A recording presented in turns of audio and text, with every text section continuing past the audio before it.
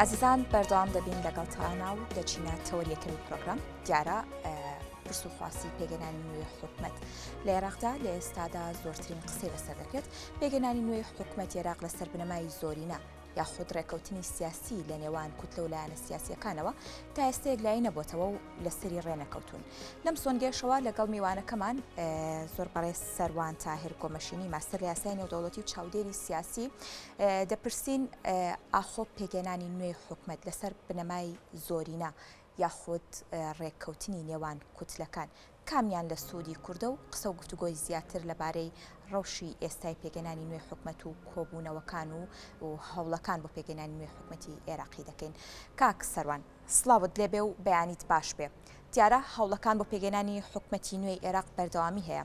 لە ئێستادا هەوڵەکان چۆنن یاخود ڕەوشی سیاسی عێراق بۆ پێگەنانی نوێی حکومەت لە چه ئاستێکدا دەبینن وەکو چاودێرێکی سیاسی؟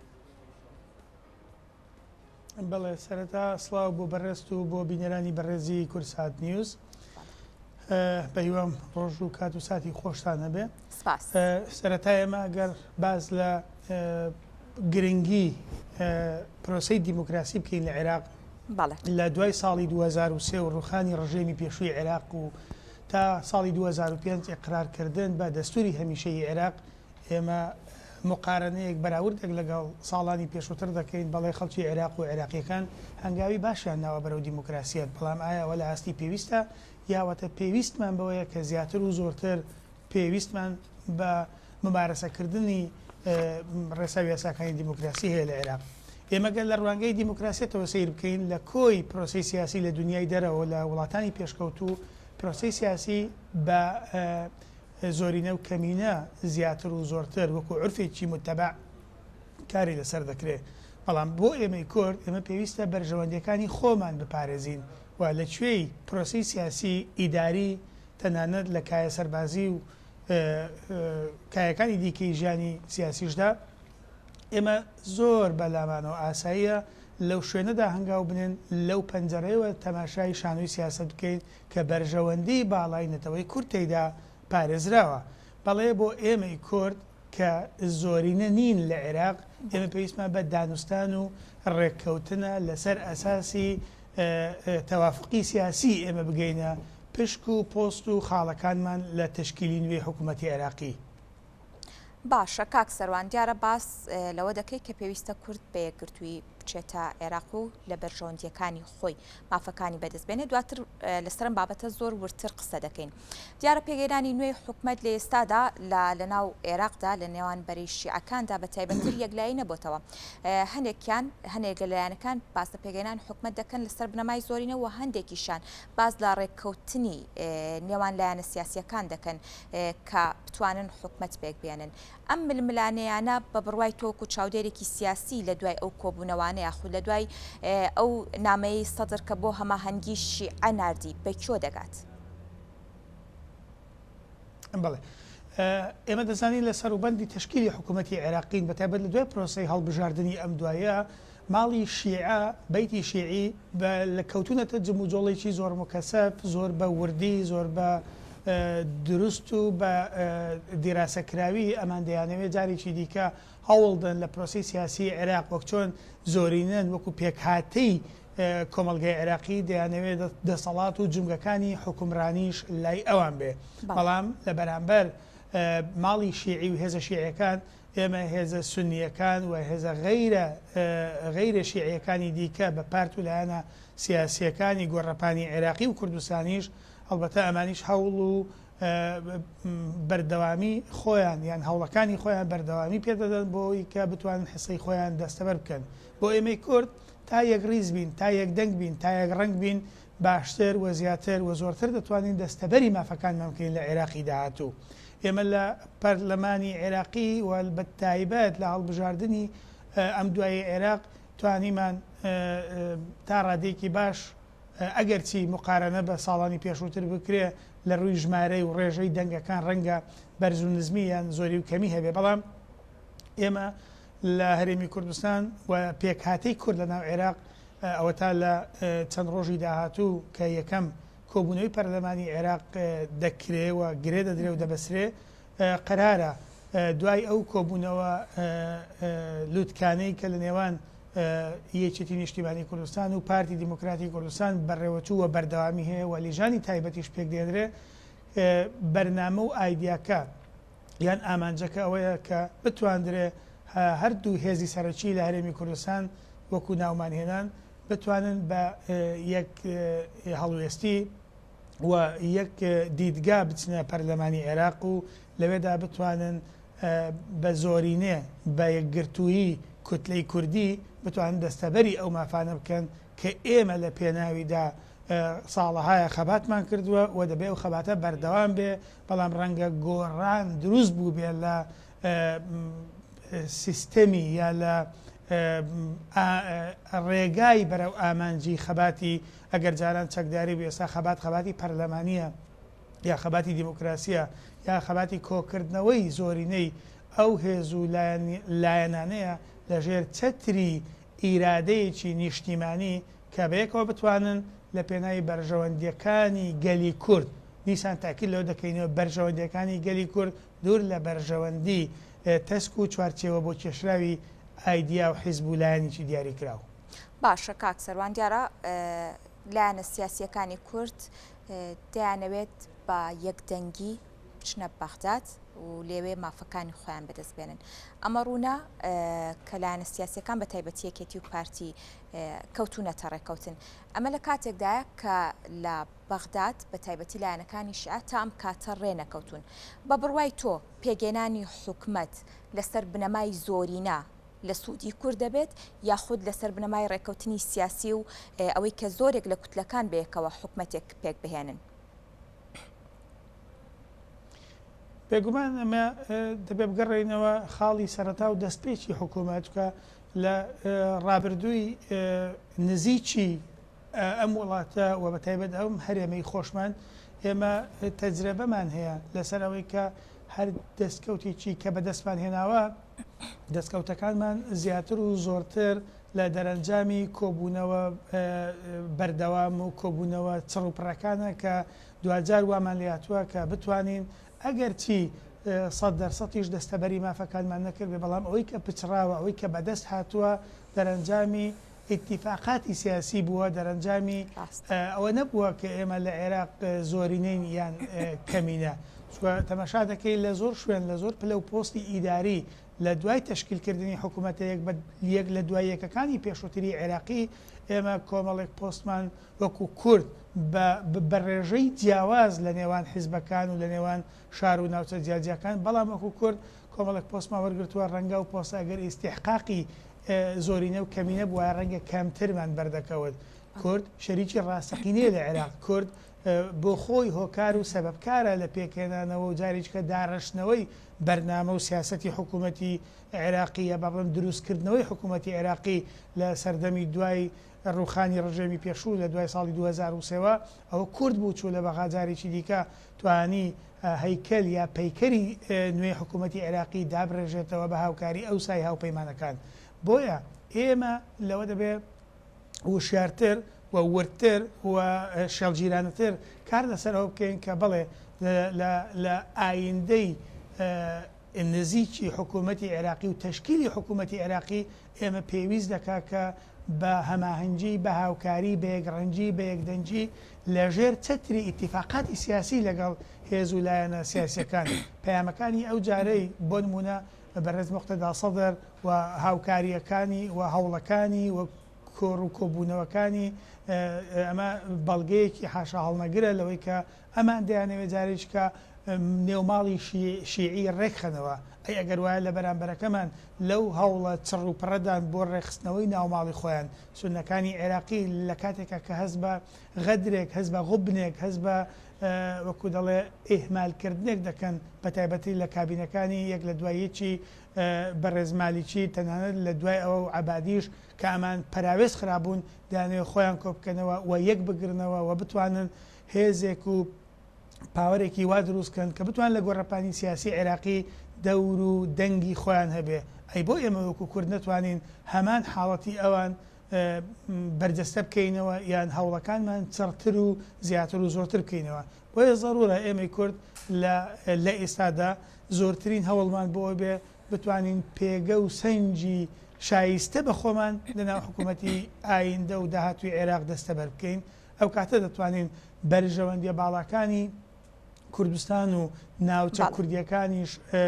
دەستەبەر بکەین. باشە کاک سەروان، دیارە پێگەێنانی نوێی حکومەت بە تایبەتر با بڵێن لە عێراق لە ناو شیعەکاندا وەک ڕوونا یەکلای نەبووتەوە. ئەمە لە کاتێکدایە کە لایەنە سیاسیەکانی عێراق و هەندێکیان سەردانی هەرێمی کوردستانیان کردووە بۆ ڕێکەوتن لەسەر پێگەێنانی نوێی حکومەتی عێراقی. هەتا ئەم کاتەش هەم کورد و هەم سونەکان بێلایەنن لەوەی کە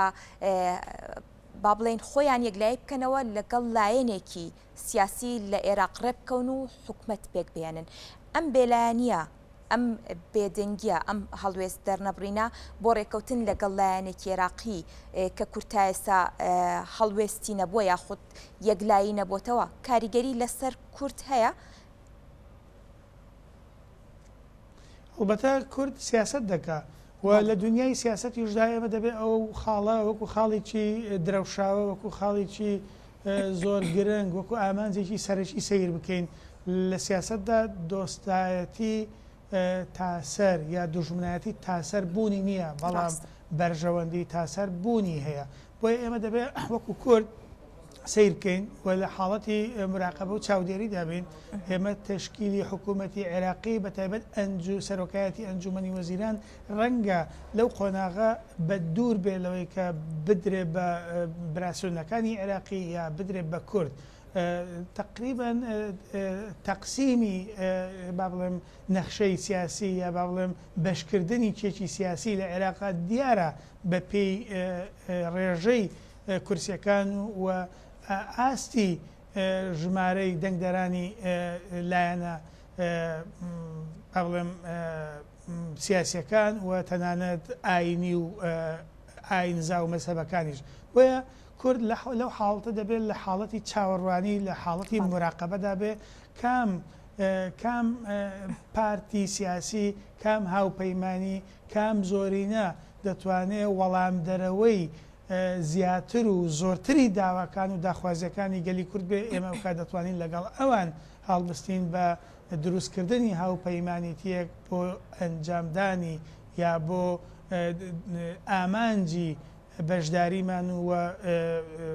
شوێنمان لەناو حکوومەتی عێراقی. بۆیە ئێستا لەو حاڵەتەدا من پێم وایە کورد کارێکی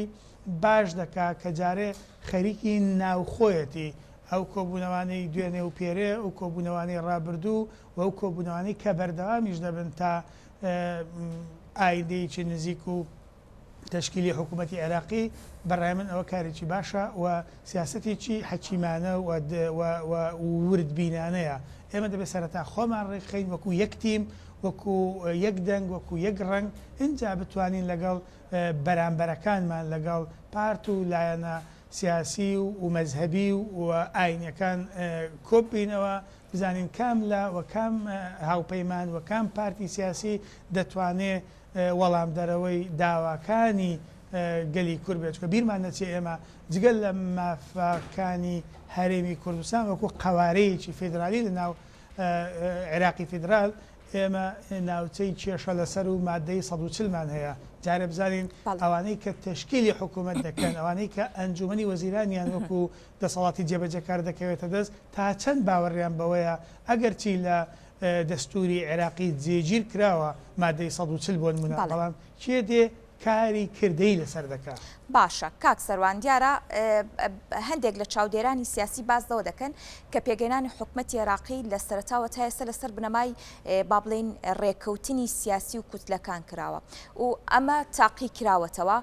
لە پاڵ ئەوەی کە پێگەێنانی ئەم حکوومەتانە لە ڕابردوودا بەڵێنیان داوە بۆ بەدەستەبەرکردنی مافەکانی کورد، بەڵام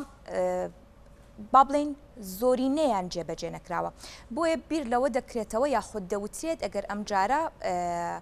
لایەنە سیاسیەکانی کورد لەگەڵ ڕەوتی سەدر ڕێبکەون و جارێکی ینی بۆ یەکەمین جار زۆرینە تاقی بکەنەوە تا چەندە لە بەرژەوەندی کورد دەبێت بۆ هۆکارێک بە تایبەتر کە ڕەوتی سەدر لە هەندێک لایەنە مەوقیفی باشی بەرامبەر بە کورد هەبووە. بۆ چوونی تۆ دەربارەی ئەم خوێندنەوەیە چۆنە بۆ پێگەێنانی حکوومەت و ڕێکەوتنی کورد لەگەڵ لایەنی سەدر؟ بڵێ ئێمەگەر بگەڕێنەوە بۆ پێناسەی پەرلەمان یا پێناسەی پەرلەمانتاری یا پێناسەی نوێنەرانی گەل لە ئەنجومەنی نوێنەران دەسەڵاتێکی ڕقابیە واتە چاودێرە بەسەر حکوومەتەوە هەڵبەتە حکوومەتی چێ پێکی دێنێ و چێ تشکیلی دەکا پارت و لایەنە سیاسیەکان بە تایبەت کە لە عێراقدا زۆرینە شیعان و تەیاری شیعی ئینجا بە هەموو پێکهاتە و جۆر و ڕنگ و ڕەگەزەکانی نێو خۆیان تشکیلی حکوومەت دەکەن لێرە گرنگی ئەندامانی بەڕێزی دەرچووی پەرلەمانی عێراقی و تاکتاکی ئەو نوێنەرانەی کە بەڵێ هەریەکە نوێنەری پارتێکی دیاریکراوی سیاسی و نوێنەری ناوچەیەکی جوگرافی دیاریکراون بەڵام دوجار ئەمان ئەندامی پەرلەمانی عێراقن وەکو تیمی کورد بە کۆی کورسی و بە کۆی دەنگ و بە کۆی کەسەکان دەبێ ئەمان لە دەسەڵاتی خۆیان وەکو دەسەڵاتی چاودێری وەکو دەسەڵاتی تشریعی یاسادانان دەبێ ئەو دەسەڵاتە ڕێقابی خۆیان بەڕاستی ممارەسە بکەن لەوەی کە ئایا کام دەسەڵات و کام لایەن و کام ئۆرگانی ناو حکوومەتی ئایندەی عێراقی پێشێڵی مافەکان و یا با بڵێم دەستوری عێراقی دەکا یا لە بانگەشەی هەڵبژاردن ئەو شتانەی کە ئەمان بانگەشەیان بۆ کردووە و ئەو شتانەی کە ئەمان ئیدعایان دەکرد لە بۆ کۆکردنەوەی دەنگ ئایا لە ئەرزی واقع و لە دوای تشکیلی حکوومەت و لە دوای وەرگرتنی پۆست و پلەکان توانیان جێبەجێکاری ئەو ئیدعا و بەرنامە بن کە لە سەروبەندی پرۆسەی هەڵبژاردن ئەمان ئیدعایان بۆ دەکرد ئەو وەکو دەسەڵاتی ڕێقابی کە ئەندامی پەرلەمانی عێراقیان کۆی پرۆسەی پەرلەمان لە هەموو وڵاتان ئەوە کاری سەرەکیەتی لێرە دەبێ ئەندامانی بەڕێزی پەرلەمانی عێراقی زۆر ورد زۆر دقیق زۆر چاودێر بن لە ناوهۆڵی پەرلەمان لە تێپەڕاندنی یاساکانی کە لە ئایندە و لە مستەقبل دێتە بەردەمیان لە شێوازی دەنگدانیان لەسەر تەحالفاتی ناو پەرلەمان ئەمان دەتوانن ئەو پرۆسە سیاسیە لە بەرژەوەندی کورتێک لایەکەنەوە. دیارە کاک سەروان بە شێوەیەک لایەنە سیاسیەکانی عێراق تا ئێستش ناکۆکن و ڕێ نەکەوتون لەسەر پێگەێنانی نوێی حکوومەت. لەم سەروبەندەدا کورد تا چەندە دەتوانێت ئەم بارودۆخە لە سوودی خۆی بەکاربێنێت و کام لایەنە بەڵێنی زیاتر بە کورد دەدات بۆ جێبەجێکردنی مافەکانی و هەوڵ بدات لەگەڵ ئەم لایەنە ڕبکەوێت. ئەمە تا چەندە لە سوودی کورد دەبێت ئەم بارودۆخەی لایەنە سیاسیەکانی عێراق ئەتوانن سوود لەم بارودۆخە وەربگرن؟ لێرەدا کورد هەر لە درێژایی تشکیلی حکوومەتە یەک بە دوای یەکەکانی عێراقی کورد هەمیشە بۆتە هەوێنی بەیەکەوە بوون هەوێنی نزیک بوونەوە لە یەکتری ڕێخستنەوەی ناوماڵی عێراقیەکان بەگشتی بیرمان نەچێت لە سەردەمانی کە ڕەوانشاد جەنابی مامجەلال سەرۆک کۆماری عێراق بوو ئەو کاتە عێراقیەکان خۆیان بە ئەترافی خۆیان وشەی سەمامی ئەمانیان بەکاردێنا بۆ مامجەلال کە بەرژەوەندیە باڵاکانی خەڵکی عێراق بەبێ جیاوازی دەپارێزێ و کار دەکا بۆ پاراستنی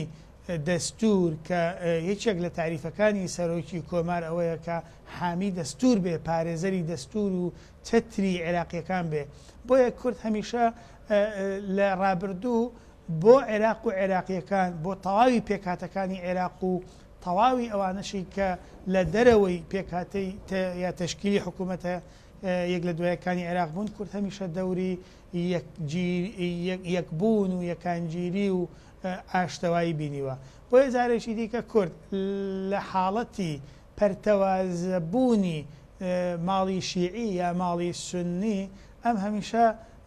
بە جۆرێک لە جۆرەکان دەیەوێت کە بتوانێت هەم ئاشتەواییەک لە نێوان ئەمان هەم لێک نزیک بوونەوەک لە نێوان ئەمان کە دڵم ئەمان واتە سنەکان و شیعەکان بەجیا و خودی شیعەکان لە ناوماڵی خۆیان و خودی سنەکانیش لە ناوماڵی خۆیان بەڵام لێرەدا کورد دەبێ جوانتر و زیرەکانەتر و وردتر وەکو یاری شەترەنج وایە چۆن دەتوانێت ئەو هەدەفانەی خۆی ئەو ئامانجانەی خۆی بپێکێ لە یاریە سیاسیەکە لە نێوان دوو هێز کە هێزێکیان با بڵێم دەسەڵاتی زۆرینە یان زۆرینەیە وەکو ژمارە هێزی دیکە هێزی دووهەمینە ئێمە کورد ڕەنگە ببین بە هێزی دوای ئەوان وە هەبوونی ناکۆچی لە نێوان عەرەبەکان لە نێوان ماڵی شیعە و سونە من پێم وایە کورد هەمیشە وەکو دەوری بینیوە وەکو هەمیشە نەخشە ڕێگای کورد بۆ چارەسەری کۆی پرۆسی سیاسی لە عێراق هەروە بووە نمونەشمان بە ساڵی 2003 و دوای 2023 کاتێکە حکوومەتی عێراقی ئینهیاری کرد لە هەموو سێکتەرەکانی سەربازی و سیاسی و ئیداری ئەو کورد و جارێک کە توانی شام داتەوە بەر حکوومەتی عێراقی و حکوومەت و جەیشی عێراقی و ئیدارەی عێراقی و سیاسەتی عێراقی دابڕێژێتەوە بۆی ئەو جارە کورد سیاسەتێک بەکار نایەنێ سیاسەتی فەرڕێختە سوود یا پەرتکە و زاڵ بە ئێمە نامانەوێت خەڵکەکانی دیکە پەرتکەین بۆ ئەوی خۆمان زاڵ بین ئێمە دەمانەوێت لە عێراقێکی دیموکراسی بەشداری ڕاستەقینە بین تەواوی پێکهاتەکانی عێراق بتوانن بەیەکەوە ڕسم و تابلویەکی جوانی عێراق و عێراقیەکان بدەنە دەست و نیشانی دنیای بدەن و بەیەکەوە بەرنامە و پەیڕە و پرۆگرامەکان ببن بەڕێوە. بەڵێ زۆر سپاس بۆ سەروان تایر کۆمەشینی ماستەر لە یاسای نێودەوڵەتی و چاودێری سیاسی سپاس بۆ ڕوونکردنەوەکانت بۆم بەیانیەکە لە بەرنامی بەیانی کورسات نیستەکەڵمان.